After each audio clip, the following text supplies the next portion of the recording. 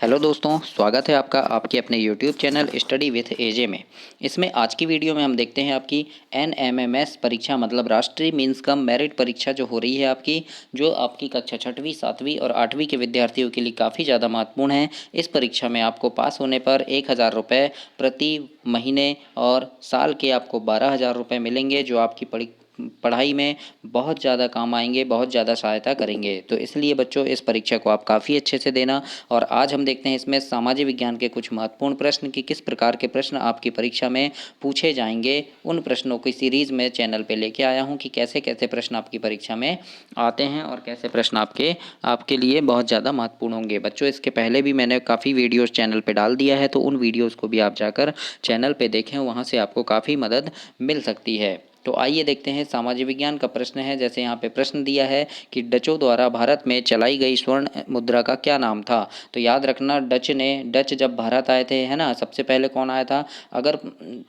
पहले मैं इसका बता देता हूँ आपको, उसके बाद बताता हूँ। तो डचों द्वारा भारत में चलाई गई स्वर्ण मुद्रा मतलब डच जब भारत आए थे तो उन्होंने कौन सी मुद्रा चलाई थी? सोने की मुद्रा चलाई थी, है ना। हम जैसे अभी अपन पैसा रुपया चलाते हैं, वैसे ही उन्होंने सोने की मुद्रा चलाई थी। और उसका नाम क्या दिया था उन्होंने? पैगोडा दिया था। क्या नाम दिया था? पैगोडा नाम दिया था। किसने? डचों ने। अब अगर आपसे पूछे कि सबसे पहले भारत में कौन आया था, मतलब विदेशी, है ना, विदेशी आक्रमण हुआ था तो भारत में कौन आया था? तो सबसे पहले कौन आया था? पुर्तगाल आया था, है ना। पुर्तगाली लोग आए थे। कौन आए थे सबसे पहले? पुर्तगाली। फिर कौन आया था? फिर आए थे डच। फिर उसके बाद कौन आया था? अंग्रेज आए थे। फिर कौन आया था? अंग्रेज। और फिर फ्रांसीसी आए थे। कौन आया था? फ्रांसीसी। तो इस प्रकार से याद रखना। और इसकी शॉर्ट ट्रिक है याद रखने की, पू ड अंडे फ्रा, है ना। इससे याद रखना। इससे हो जाएगा पुर्तगाली, ड से डच, अ से अंग्रेज, डे से डेनिस होगा और फिर फ्रांसीसी। तो इस प्रकार से याद रखना क्या होगा? पुर्तगाली, डच, अंग्रेज, डेनिस और फ्रांसीसी। तो इस प्रकार से है। तो याद रखना, डचों के द्वारा भारत में चलाई गई जो स्वर्ण मुद्रा थी उसका नाम क्या था? पैगोडा था। ये आपका सही आंसर होगा। इसी प्रकार से अगला देखते हैं। अगला प्रश्न है, प्लासी के युद्ध के समय बंगाल का नवाब कौन था? तो याद रखना, प्लासी का युद्ध कब हुआ था? सन 1756 में हुआ था। प्लासी का युद्ध सन 1756 में हुआ था। उस समय बंगाल के नवाब थे सिराजुद्दौला। कौन थे बंगाल के नवाब? सिराजुद्दौला थे। तो उन्हीं के समय क्या हुआ था? और याद रखना, सन इसका पूछे तो सन 1756 में प्लासी का युद्ध हुआ था। तो इस समय बंगाल के नवाब थे। इसके बाद अगला प्रश्न है यहाँ पर, स्थायी बंदोबस्त लागू किया था, है ना। कब किया गया था स्थायी बंदोबस्त? तो सन 1793 में स्थायी बंदोबस्त लागू किया गया था। याद रखना इसकी डेट। ये भी आपसे पूछ सकता है, काफ़ी महत्वपूर्ण प्रश्न है। और ये आज मैं इसमें जो आपको प्रश्न बता रहा हूँ ये काफ़ी महत्वपूर्ण है। और ये कुछ इसमें पिछले साल आए हुए, पिछले साल जो मीन्स का मेरिट परीक्षा में प्रश्न आए थे उसी के आधार पर मैं इस साल के आपके लिए ये प्रश्न लेकर के आया हूँ। इन प्रश्नों को आप काफ़ी अच्छे से पढ़ना। और एक चीज़ और बता दूं कि आप चैनल को ज़रूर से सब्सक्राइब करना, क्योंकि आपको जितनी भी मैं वीडियोस डाल रहा हूं वो आपको समय पर मिल सके, जिससे आप काफ़ी अच्छे नंबरों से पास हो सकें और आपको सारी वीडियोस टाइम पे मिल सके। हिंदी की, गणित की, अंग्रेजी की, है ना। फिर आपके यहाँ पे जो रीजनिंग होगा मतलब तर्क शक्ति जो होगा, तो ये सारी वीडियोस आपको समय पे मिल सके, इसके लिए आप चैनल को सब्सक्राइब कर लेना, अपने दोस्तों तक भी इसे शेयर करना। तो आइए देखते हैं दोस्तों, अगला प्रश्न है यहाँ पर, सन 1829 ईस्वी में किस कुप्रथा पर रोक लगाई गई थी? तो याद रखना, सन 1829 में सती प्रथा पर रोक लगी थी। और इसमें किसने रोक लगाया था? तो राजा राम मोहन राय ने सती प्रथा पर रोक लगाया था। और कब लगाया था? तो सन 1829 ईस्वी को इस पर रोक लगाया था राजा राम मोहन राय ने, है ना। तो इस प्रकार से आप इसका आंसर लिखेंगे। अगला प्रश्न है, मुगल काल में दीवान या वजीर क्या काम संभालता था? या मुगल काल में दीवान या वजीर का क्या काम होता था? इस प्रकार से पूछा गया है। तो याद रखिएगा, जो मुगल काल में जो एक दीवान या वजीर कहलाता था, है ना, तो वो क्या काम करता था? आय व्यय का हिसाब रखता था। मतलब कहीं से कोई पैसा आ रहा है और कहाँ कितना पैसा खर्च हो रहा है, इसका हिसाब कौन रखता था? दीवान या वजीर रखता था। मतलब मैनेजमेंट करता था। एक प्रकार से ये मैनेजर कहलाता था राजा का। तो उसे हम क्या कहते थे? दीवान कहते थे या वजीर कहते थे। तो इसमें कंफ्यूज नहीं होना, दीवान भी वही है और वजीर भी वही है। तो इस प्रकार से अगर आपसे प्रश्न पूछा जाए तो आप इसका आंसर बहुत आसानी से दे सकते हैं। इसके बाद है, राष्ट्रीय एकीकरण में कौन सा तत्व बाधक है? तो क्या है? जातिवाद भी बाधक है, संप्रदायवाद भी और पृथकतावाद भी, है ना। तो ये सभी इसका सही आंसर होगा। अगला प्रश्न है आपका, मध्य प्रदेश में मानव अधिकार आयोग का गठन कब हुआ था? तो याद रखना दोस्तों, सितंबर सन 1995 में राष्ट्रीय मानव अधिकार आयोग का गठन किया गया था, है ना। कब किया गया था? सितंबर सन 1995 में किया गया था। किस देश में सबसे अधिक भूकंप आते हैं? तो याद रखना, जापान में सबसे अधिक भूकंप आते हैं, क्योंकि जापान जो है ऐसे पहाड़ी इलाके में बसा हुआ है, दलदल वाला थोड़ा क्षेत्र है, तो वहाँ पर सबसे अधिक भूकंप आते हैं, इसलिए कहाँ आएंगे? जापान इसका सही आंसर होगा आपका सी नंबर। अगला प्रश्न है आपका, विषुवियस ज्वालामुखी किस प्रकार का ज्वालामुखी है? तो ये कौन सा है? प्रशुष्क ज्वालामुखी है ना। इसमें मैं अंतर भी बताऊंगा आपको अगली वीडियो में कि सक्रिय ज्वालामुखी क्या होता है। सक्रिय ज्वालामुखी यहाँ थोड़ा सा सुन लो, वह ज्वालामुखी जो एकदम सक्रिय रहता है, यानी कभी भी यानी वहाँ पर मानव जीवन संभव नहीं है, वो ज्वालामुखी थोड़ा थोड़ा वहाँ से उद्गार होते ही रहता है, उसे हम कहते हैं सक्रिय ज्वालामुखी। अगला है, भेड़ाघाट किस जिले में है? तो कहाँ है? आप सभी जानते हैं भेड़ाघाट कहाँ है, जबलपुर जिले में है। और किस नदी पर है बोलेगा? तो भेड़ाघाट जो वाटरफॉल है वो आपका नर्मदा नदी पर है। कौन सी नदी पर है? नर्मदा नदी इसका सही आंसर हो जाएगा। अगला प्रश्न है, पानीपत का तृतीय युद्ध कब हुआ था? तो पानीपत का तृतीय युद्ध हुआ था आपका सन 1761 में। कब हुआ था? सन 1761 में। अभी हमने थोड़ी देर, और किसके बीच हुआ था? तो अंग्रेजों और सिराजुद्दौला के बीच हुआ था, है ना। अभी हमने पढ़े थे ना, बंगाल का नवाब कौन था? सन 1756 में प्लासी का युद्ध हुआ था, उस समय बंगाल का नवाब कौन था? तो उस समय सिराजुद्दौला था। तो उसी के बाद फिर पानीपत का तीसरा युद्ध हुआ था, है ना। पानीपत का युद्ध क्यों बोलते हैं? क्योंकि यह युद्ध कहाँ हुआ था? पानीपत वाले स्थान में हुआ था, हरियाणा में। तो ये कब हुआ था? सन 1761 में हुआ था। किस किस के बीच हुआ था? तो सिराजुद्दौला के बीच हुआ था और अंग्रेजों के बीच हुआ था।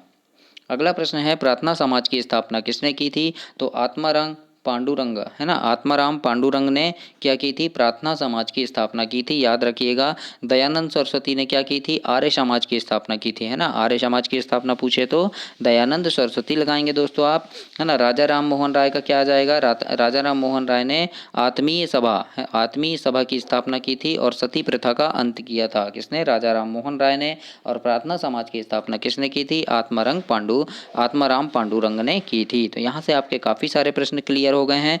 तो इसी प्रकार से आप वीडियो को देखते रहिए, और आपको अगर कोई समस्या है तो आप कमेंट बॉक्स में कमेंट करके मुझसे पूछ सकते हैं। और मेरी इंस्टा आईडी है आशीष झारिया आशीष के नाम से, तो उस पर भी आप मुझे पर्सनल मैसेज करके मुझसे पूछ सकते हैं कोई चीज़। अगला प्रश्न है आपका, सती प्रथा पर रोक किस वायसराय ने लगाई थी? तो लॉर्ड विलियम बेंटिक ने सती प्रथा पर रोक लगाई थी। और इसके खिलाफ आंदोलन किसने किया था? तो राजा राम मोहन राय ने किया था, और उन्हीं के प्रयासों से सती प्रथा पर रोक लगी थी। अगला प्रश्न है, लोकसभा की 2 बैठकों के बीच अधिकतम अंतर हो सकता है? कितना अंतर हो सकता है? तो अधिकतम 6 माह का अंतर हो सकता है। अगर आज आज अगर मान लो जनवरी के महीने में लोकसभा की पहली बैठक हुई, तो अगली बैठक कब होगी आपकी? तो जुलाई के समय, जुलाई या अगस्त में आपकी बैठक होना जरूरी होगा। यानी 6 महीने का अधिकतम अंतराल हो सकता है, इससे ज़्यादा का अंतर नहीं होना चाहिए।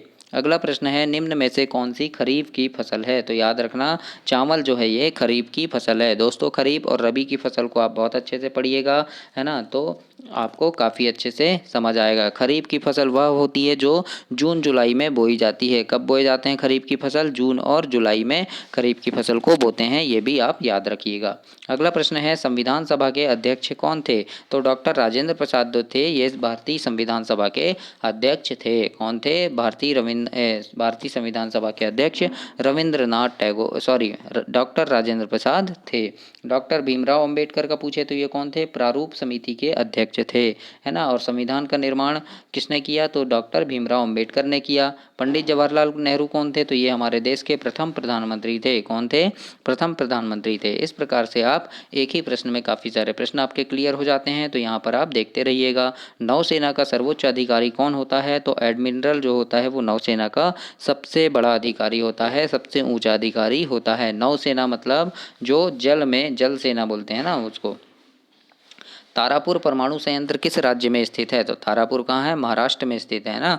कहाँ पर है? महाराष्ट्र में स्थित है तारापुर परमाणु संयंत्र।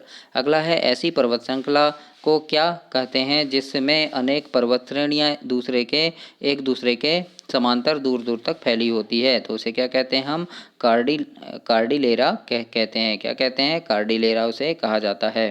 अगला प्रश्न है क्यूबा की राजधानी कौन सी है? तो क्या है, हवाना जो है वो क्यूबा की राजधानी है ना। भारत की राजधानी क्या है? नई दिल्ली है। अफ्रीका महाद्वीप में कृषि का विकास किस क्षेत्र में अधिक हुआ है? तो याद रखना, नील नदी की घाटी में क्या हुआ है, कृषि का विकास अधिक हुआ है। अगला प्रश्न है आपका, वायुमंडल के किस भाग में मौसम संबंधी परिवर्तन होते हैं? तो कहाँ होते हैं? क्षोभ मंडल में होते हैं। वायुमंडल का ये पूरे जो भाग हैं, क्षोभ मंडल, समताप मंडल, मध्य मंडल, बहिर्मंडल, इसको आप बहुत अच्छे से याद रखना। क्षोभ मंडल में क्या होता है? तो क्षोभ मंडल में मौसम संबंधी घटनाएं होती है। बिजली कहाँ चमकती है? तो क्षोभ मंडल में चमकती है। बादल कहाँ गरजते हैं? तो क्षोभ मंडल में गरजते हैं ना। बारिश कहाँ से होती है? तो क्षोभ मंडल से होती है ना। फिर अगला, जैसे आपसे पूछे, यानी मौसम संबंधी जितनी भी घटनाएं होती है वो कहाँ होती है? क्षोभ मंडल में होती है। समताप मंडल में क्या होता है? तो समताप मंडल में वायुयान उड़ते हैं, है ना। मतलब हवाई जहाज कहाँ उड़ते हैं? हवाई जहाज, हेलीकॉप्टर कहाँ उड़ते हैं? ये समताप मंडल में उड़ते हैं। ये बात आप याद रखना। इस प्रकार से आपसे पूछ सकता है वायुमंडल के बारे में। मध्यवर्ती सेलवास का मैदान किस नदी पे बना है? तो याद रखना, अमेजन नदी पे क्या बना है? सेलवास का मैदान बना है। किस नदी पर? अमेजन नदी पर। अगला प्रश्न है आपका, बालपेराइजो बंदरगाह कहाँ स्थित है? तो ये चिली में स्थित है। चिली एक देश है, वहाँ पर कौन सा बंदरगाह है? बालपेराइजो बंदरगाह है। अगला प्रश्न है, भारतीय राष्ट्रीय कांग्रेस का प्रथम अधिवेशन कहाँ हुआ था? तो सबसे याद रखना, ये बम्बई में हुआ था और ये कलकत्ता में होने वाला था दोस्तों। कहाँ होने वाला था? कलकत्ता में, लेकिन किसी कारणवश इसको स्थान परिवर्तन किया गया था और ये कहाँ हुआ था? फिर बम्बई में हुआ था। भारतीय राष्ट्रीय कांग्रेस का प्रथम अधिवेशन। अगला प्रश्न है आपका, चंद्रशेखर आज़ाद मध्य प्रदेश के किस जिले के निवासी थे? तो ये अलीराजपुर के थे। उस समय क्या था? उस समय ये झाबुआ झाबुआ जिला कहलाता था, है ना। जब चंद्रशेखर आज़ाद जब हमारा देश आज़ाद नहीं हुआ था उस समय अलीराजपुर झाबुआ ज़िले में आता था। अलीराजपुर नाम का कोई ज़िला नहीं था, लेकिन बाद में यह ज़िला अलग हो गया। और चंद्रशेखर आज़ाद का जन्म कहाँ हुआ था? भाभरा ग्राम में हुआ था। कौन से ग्राम में?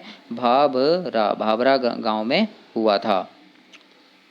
अगला प्रश्न है आपका, जलियांवाला बाग की घटना कब घटित हुई थी? तो सन 1919 में जलियांवाला बाग की घटना हुई थी। कब? याद रखना, डेट पूछे तो 13 अप्रैल है दोस्तों। कौन सी है? 13 अप्रैल सन 1919 में जलियांवाला बाग की घटना घटित हुई थी। अगला प्रश्न है, स्वतंत्र बांग्लादेश कब अस्तित्व में आया? तो सन 1771 में बांग्लादेश अपना अलग देश बना लिया था। पहले ये भारत में ही शामिल था, भारत का ही हिस्सा था, लेकिन सन 1771 में क्या हुआ? बांग्लादेश अलग देश बन गया।